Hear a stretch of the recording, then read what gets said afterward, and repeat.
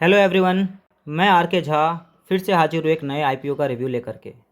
जैसा कि आप स्क्रीन पे देख रहे होंगे, एक छोटे से ब्रेक के बाद बहुत सारे आईपीओ ऑलरेडी लाइंड अप हो चुके हैं। अभी मैं अगर काउंट करने जाऊँ तो टोटल 8 कंपनीज़ हैं जो कि अपने आईपीओ लेकर के मार्केट में आ रही है। उसमें से 197 कम्युनिकेशंस, जिसको कि आप पेटीएम के नाम से जानते हैं, अदानी विलमार लिमिटेड, जिसको कि आप फॉर्च्यून ब्रांड, जैसे कि फॉर्च्यून के आप एडिबल ऑयल यूज़ करते होंगे, इसके नाम से जानते हैं। तो सिमिलर वे में एफएसएन ई कॉमर्स वेंचर्स लिमिटेड भी अपना आईपीओ लेकर के आ रहा है। इस नाम को आप नहीं जानते होंगे, आज के रिव्यू के बाद आप नाम से भी परिचित हो जाएंगे, बट आप नाइका कंपनी को ज़रूर जानते होंगे। सो आज का जो पूरा का पूरा वीडियो है, जो आईपीओ का रिव्यू है, वो नाइका कंपनी के बारे में है। नाइका, ये नाम आप सबने ज़रूर सुन रखा होगा, नहीं सुना है तो आप अपने घर में किसी भी फीमेल मेंबर से पूछिए, वो आपको नाइका के बारे में ज़रूर बताएंगे। ये कंपनी 2012 में इनकॉर्पोरेट हुआ था एक टेक्नोलॉजी प्लेटफॉर्म के तौर पे। दैट मीन्स ये एक ऑनलाइन प्लेटफॉर्म था जो कि beauty and personal care products में डील करती थी। धीरे धीरे ये ऑनलाइन प्लस ऑफलाइन दोनों मोड में ऑपरेट करने लगा एंड ये मेजरली 2 वर्टिकल में काम करती है कंपनी, एक Nykaa fashion. Nykaa beauty and personal care products में डील करती है and Nykaa fashion apparel and accessories में डील करती है। आज के वीडियो में हम समझेंगे कि इसके स्ट्रेंथ क्या हैं, इसके फाइनेंशियल्स क्या है, वो सपोर्टिव हैं क्या, जीएमपी क्या कहती है और आपको इसमें अप्लाई करना चाहिए या नहीं करना चाहिए। स्ट्रेंथ की बात करूं तो यहाँ पे आपको कुछ पॉइंट्स लिखे दिखेंगे, मैं थोड़ा सा इसको एलाबोरेट करते जाऊँगा बिकॉज ये बहुत शॉर्ट में दिया गया है, बट इस कंपनी में बहुत सारे स्ट्रेंथ हैं। तो मैं पहला स्ट्रेंथ की बात कर लेता हूँ। पहला स्ट्रेंथ ये है कि ये एक तरह का यूनिक प्लेटफॉर्म है, आज के डेट में एक तरह का लीडिंग प्लेटफॉर्म है जो कि इस सेगमेंट में काम कर रही है। यस, इसके कॉम्पिटिटर हैं, जैसे आप बोल सकते हैं अमेजन, फ्लिपकार्ट, मिंत्रा, बट ये जो है ये एक तरह का स्पेशलाइज्ड है ब्यूटी एंड पर्सनल केयर में। सो ये एक तरह का स्ट्रेंथ है इस कंपनी के लिए, बिकॉज जो भी लीड करता है कभी भी किसी सेगमेंट में, उसको अर्ली आने का एक एडवांटेज मिलता है। So this is strength number 1। Second strength की मैं बात करूँ तो major brands offering their products on Nykaa platform for sale. So ये कहने का मतलब ये है कि नाइका अपना ओन ब्रांड तो प्रमोट करती ही है, साथ ही साथ नाइका के प्लेटफॉर्म पे अलग अलग टाइप के जो अलग अलग कंपनीज़ हैं, जो मेजर ब्रांड्स हैं, जो कि फॉरेन ब्रांड्स हैं, वो भी अपने प्रोडक्ट को सेल करती है। So Nykaa own brand plus outside brands both type के प्रोडक्ट को सेल करते हैं और इसी वजह से इनका जो प्रोडक्ट रेंज है वो काफ़ी ज़्यादा है एंड वो कस्टमर सेटिस्फैक्शन में एक इम्पोर्टेंट रोल प्ले करता है। This is strength number 2। Third जो है, जो company efficient business with strong growth and profitability, ये हम फिनेंशियल्स में चेक करेंगे और फिर समझेंगे कि फिनेंशियल्स में ये क्या कहता है। फोर्थ अगर आप यहाँ पे देखेंगे तो यहाँ पे आ रहा है companies advance technology platform. So that means यहाँ पे थर्ड नंबर का स्ट्रेंथ का मैं बात करूँ तो मैक्सिमम जो बिज़नेस है कंपनी का वो ऑनलाइन प्लेटफॉर्म से जनरेट होता है। सो ऑनलाइन प्लेटफॉर्म अगर मैं डेटा में जा कर के आपको बताऊँ, सो ऑलमोस्ट 86% रेवेन्यू जो है, मोर देन 80% रेवेन्यू आप कह लीजिए, वो जनरेट होता है यहाँ पे मोबाइल ऐप के थ्रू। तो ये एक, इसीलिए कंपनी का जो ये प्लेटफॉर्म है वो काफ़ी एफिशिएंट भी है और उसका जो इम्पैक्ट है वो प्रॉफिटेबिलिटी में दिखता है। वो इम्पैक्ट आपको इनके जीएमवी में दिखता है। जीएमवी कहने का मतलब ग्रॉस मर्चेंडाइज वैल्यू होता है, जो कि इस टाइप के सेगमेंट में चेक करने के लिए, कम्पिटिटिव एनालिसिस के लिए काम में आता है। सो मोर देन 80% जीएमवी जो है आपको, वो आपको दिखेगा ऑनलाइन प्लेटफॉर्म के थ्रू। तो दिस इज़ स्ट्रेंथ नंबर 3 जहाँ पे ये कंपनी को बेनिफिट हो रहा है। चौथा यहाँ पे आ रहा है founder led company with experience management team. That means strength number 4 की मैं बात कर रहा हूँ। कायदे से देखा जाए तो ये मेरे लिए सबसे बड़ा स्ट्रेंथ है इस कंपनी का। ये स्ट्रेंथ नंबर 1 होना चाहिए था, वो हैं इस कंपनी के फाउंडर। क्यों मैं कह रहा हूँ ऐसा? सो फाउंडर कंपनी के कौन हैं? फाल्गुनी नायर। सो फाल्गुनी नायर, इनके बारे में अगर आप पढ़ेंगे थोड़ा सा तो आपको समझ में आएगा। जो फाल्गुनी नायर जो हैं, इनका एक्सपीरियंस और इनका जो एक्सपर्टीज़ है उसने इस कंपनी को कितना हेल्प किया। फाल्गुनी नायर के बारे में जानिए तो ये एक आईआईएम अहमदाबाद की पास आउट हैं एंड इन्होंने काफ़ी साल अलग अलग ग्रुप के साथ काम किया है। मैक्सिमम टाइम जो इनका है वो देखा जाए तो उन्होंने कोटक ग्रुप के साथ काम किया, कोटक महिंद्रा के साथ। जो इनका लास्ट असाइनमेंट था वो कोटक महिंद्रा कैपिटल में ये एमडी थी। वहाँ से निकलने के बाद उन्होंने ये नाइका ब्रांड स्टार्ट किया जिसका आईपीओ आज आपके सामने है। सो इनका एक्सपीरियंस, इनका जो बिज़नेस को देखने का तरीका है वो पूरे ग्रोथ में दिखता है नायका में, और ये सबसे बड़ा स्ट्रेंथ है। बट ध्यान में रखिएगा, ये स्ट्रेंथ के साथ साथ इस कंपनी का वीकनेस भी है, बिकॉज ये मैक्सिमम डिपेंडेंसी है वो फाल्गुनी नायर के ऊपर है, अभी ऐसा लगता है। आगे जब ये हटेंगी या फिर आगे का क्या होगा वो देखने वाली बात होगी। सो फिलहाल के लिए तो इसको हम स्ट्रेंथ में लेकर के चलेंगे, फ्यूचर का अभी इतना ज़्यादा डिस्काउंट करके काम नहीं कर सकते हैं। इसके बाद हम चलते हैं फिनेंशियल्स को समझते हैं। अभी तक हमने 4 स्ट्रेंथ यहाँ पे देख लिए। फिनेंशियल्स में अगर हम जा कर के डिटेल्स चेक करेंगे, यहाँ हमें ईयरली डेटा मिल रहा है 2019, 2020 एंड 21 का। सो यहाँ पे टोटल रेवेन्यू अगर आप देखेंगे सो ये मिलियंस में डेटा दिया हुआ है। सो मिलियंस में ये 11,163.82 का रेवेन्यू था, फिर ये बढ़ करके 17,778.5 का हो गया, एंड ये फिर 24,526.37 का हो गया।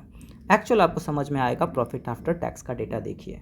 अगर इसको करोड़ में कन्वर्ट करूं तो कंपनी 2019 में 24.5 करोड़ के लॉस में थी, जो कि लॉस घट करके 16.3 करोड़ हो गया ये 2020 में, जो कि प्रॉफिट बढ़ करके मतलब प्रॉफिटेबल हो गया कंपनी 61.9 करोड़ का प्रॉफिट अर्न किया कंपनी ने 2021 में। सो ओवरऑल कंपनी का यहाँ पे रेवेन्यू में आपको बहुत ही ज़्यादा राइज दिखेगा। सेम वे में आपको यहाँ पे प्रॉफिट आफ्टर टैक्स में भी राइज दिखेगा। दैट मीन्स ये कंपनी प्रॉफिटेबल है, एंड ये ऐसा नहीं कि एक बार प्रॉफिट बना लिया, ये year on year profit earn कर रही है और पिछले 3 साल से अच्छा खासा ग्रोथ में चल रही है। So this is strength number 5। ध्यान में रखिएगा, मैं सारे स्ट्रेंथ को यहाँ पे लिस्ट करते जा रहा हूँ, ये आपको डिसीजन मेकिंग में आसान बनाएगा। इसके बाद हम समझ लेते हैं कि आईपीओ जो आ रहा है उसका ऑब्जेक्टिव क्या है, कंपनी क्यों आईपीओ लेकर के आ रही है, क्यों मार्केट में, क्यों पैसा लेने के लिए कंपनी को क्या ज़रूरत हो गया। सो यहाँ पे अगर आप देखेंगे तो आपको डिटेल में दिखेगा, यहाँ पे 1 2 3 4 5 पॉइंट्स दिए गए हैं ऑब्जेक्टिव ऑफ द इशू। सो सारे का सारे इसको समराइज़ कर लेते हैं। सो पहला जो यहाँ पे ऑब्जेक्टिव उन्होंने रखा है वो है कि उनको नए स्टोर्स यहाँ पे लाना है, उसमें पैसे लगेंगे, तो आईपीओ के थ्रू जो पैसे अर्न करेंगे वो। सेकंड, वेयर हाउस इनको ऐड करना है, बिकॉज इनका जो मॉडल है ऑनलाइन में ये अलग अलग अभी डिफरेंट 18 वेयर हाउसेज हैं, जिसके थ्रू ये अलग अलग सिटीज़ में कस्टमर को कैटर करते हैं जो भी ऑनलाइन ऑर्डर आता है। सो उसको बढ़ाने वाले हैं। तीसरा पॉइंट अगर आप देखेंगे तो ये अपना कर्ज चुकाने वाले हैं। सो 1560 मिलियन का ये अपना रीपेमेंट करेंगे डेट। चौथा जो है इनका, ये मार्केटिंग एंड ब्रांड अवेयरनेस पे खर्च करने वाले हैं। सो ये 4 ऑब्जेक्टिव हैं, 5वां हर जगह आपको मिलेगा जिसको हम कहते हैं जनरल कॉर्पोरेट पर्पस। इस चारों पांचों को मैं अगर समराइज कर लूँ तो सिंपल सा ये है कि बिजनेस एक्सपेंशन।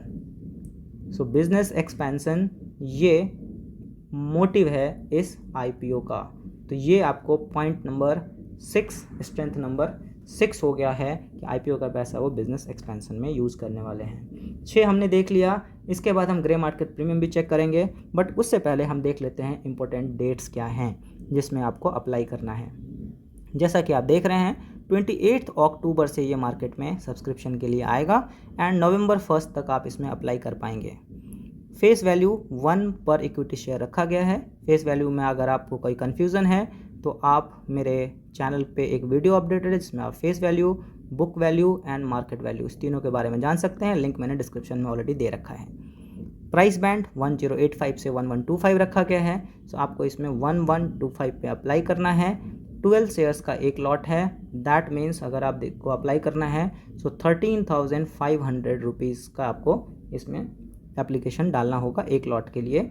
मैक्सिमम इसमें आप 14 लॉट के लिए अप्लाई कर सकते हैं। दैट मीन्स 1,89,000 रुपीज़ का आप एप्लीकेशन मैक्सिमम आप एज ए रिटेल इन्वेस्टर दे सकते हैं। ये BSE NSE दोनों स्टॉक एक्सचेंज में लिस्ट होने वाला है। इशू साइज़ की मैं अगर बात करूं तो ये 5351.92 करोड़ का है, जिसमें से फ्रेश इशू भी हैं एंड ऑफर फॉर सेल भी हैं।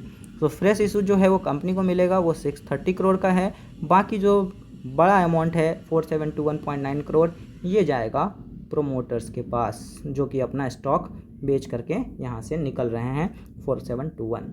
ये अलॉटमेंट जो है वो फाइनल हो जाएगा आपका 8 नवंबर को। रिफंड हो जाएंगे अगर आपका अलॉटमेंट नहीं होता है तो 9 नवंबर को। एंड फाइनली ये लिस्टिंग डेट जो है वो 9 नवंबर 2021 रखा गया है। दैट मीन्स 11 नवंबर से ये मार्केट में ट्रेड होना स्टार्ट हो जाएगा। अब चलते हैं हम ग्रे मार्केट प्रीमियम को देखते हैं, फिर हम ऑलरेडी 6 स्ट्रेंथ देख चुके हैं, ग्रे मार्केट प्रीमियम क्या कहती है, फिर हम कंक्लूजन की तरफ बढ़ेंगे। ग्रे मार्केट प्रीमियम अगर आप देखेंगे डेट वाइज तो ये 650 से लेकर के 670 के बीच में मूव हो रहा है। दैट मीन्स ओवरऑल अगर हम इसको परसेंटेज में निकालने जाएंगे तो इट इज़ अप्रॉक्सीमेटली 50% जो है वो लिस्टिंग गेन देता हुआ दिख रहा है। सो ये हो गया आपका स्ट्रेंथ नंबर 7। आई थिंक 6 तक हमने काउंट किया था। सो हमने टोटल 7 स्ट्रेंथ देख लिए हैं। अब हमें डिसीजन लेना है कि क्या करना है। ठीक है। सो आप जब भी आईपीओ में अप्लाई करते हैं 2 तरह का आपका लुकआउट हो सकता है, एक लिस्टिंग डे गेन जो है, लिस्टिंग गेन जिसको हम बोलते हैं, और दूसरा long term view. I think अगर आप लॉन्ग टर्म के बारे में सोच रहे हैं तो 7 स्ट्रेंथ काफ़ी था इस चीज़ को डिफाइन करने के लिए कि यस लॉन्ग टर्म के लिए कंपनी अच्छा होने वाला है। एक नेगेटिव पॉइंट है इसका जो प्राइस है वो थोड़ा सा अपर बैंड में है, थोड़ा सा ज़्यादा है, कम होता तो ज़्यादा बेटर होता आई थिंक। बट ये लॉन्ग टर्म व्यू के हिसाब से जो स्ट्रेंथ हैं ये कंपनी अच्छा दिख रहा है लॉन्ग टर्म व्यू के साथ अगर आप अप्लाई करने का सोच रहे हैं। लिस्टिंग डे गेन या लिस्टिंग गेन की मैं बात करूं, अगर ये आपकी स्ट्रैटेजी है या दोनों को मिक्स करके है, दैट मीन्स लिस्टिंग के हिसाब से लेंगे बाद में सोचेंगे, तो यहाँ पे ये ध्यान रखने वाली है कि रिटेल का जो इसमें पोर्शन दिया गया है, that means retail investor only 10% दिया गया है जो कि इसमें एप्लीकेशन हो सकता है। रेस्ट जो है वो सारे एप्लीकेशन अगर आप देखोगे तो इसमें क्वालिफाइड इंस्टीट्यूशनल इन्वेस्टर्स होंगे, QIB के लिए है या फिर HNI के लिए है। सो इनके सब्सक्रिप्शन पे डिपेंड करेगा कि इसका लिस्टिंग डे क्या होगा।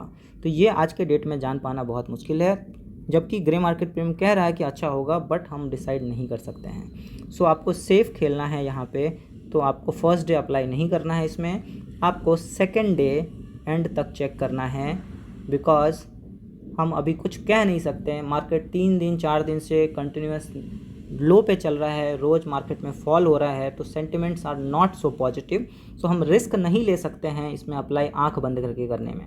तो हम इसको सेकंड डे वेट करेंगे, सेकंड डे तक हम सब्सक्रिप्शन स्टेटस चेक करेंगे, एंड अगर वो मुझे सेकंड डे दिखेगा कि यस ये 7 to 8 टाइम्स के ऊपर सब्सक्राइब हो रहा है तो मैं इसमें अप्लाई करूँगा। ये मेरा व्यू है, आपका व्यू मेरे से डिफ़र कर सकता है। सो आप जब भी अप्लाई करें अपना एनालिसिस ज़रूर करें फिर अप्लाई करें।